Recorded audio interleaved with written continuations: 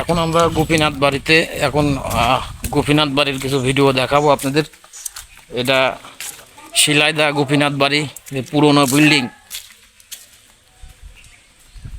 এখানে পুরনো বিল্ডিং গোপীনাথ বাড়ি দেখতে পাচ্ছেন যে এটা কিন্তু পুরনো বিল্ডিং, এক সময়কার অনেক পুরনো এক বিল্ডিং গোপীনাথ বাড়ির।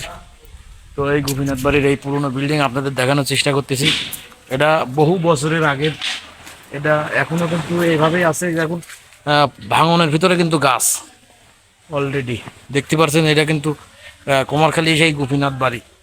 এখানে কিন্তু বহু পুরনো, মানে আমারও জানা নাই কত বছর আগেকার। তো এখানে কেউ নেই, আমি তাদের কাছে জানতে পারলাম না। এটা গোপীনাথ বাড়ি শিলাইদা, বহু পুরনো। আমি যদি দেখাই আপনাদের, দেখেন কত পুরনো একটা বিল্ডিং এখানে এখনও কিন্তু দাঁড়িয়ে আছে। আর যদি দেখাই এই সাইডটায় দেখুন, এই সাইডটায় আর একটা, হয়তো এখানে এখন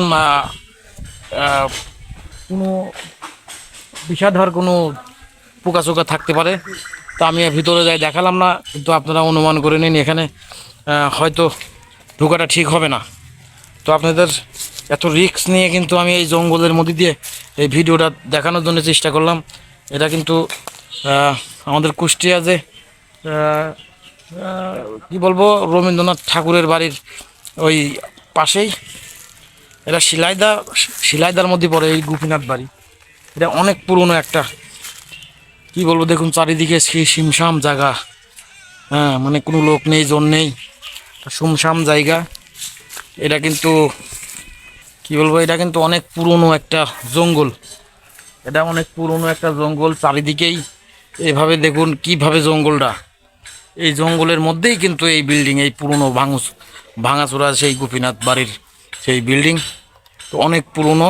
তো এখানে কিন্তু পুরাটাই জঙ্গল দেখতে পাচ্ছেন। আপনাদের দেখানোর চেষ্টা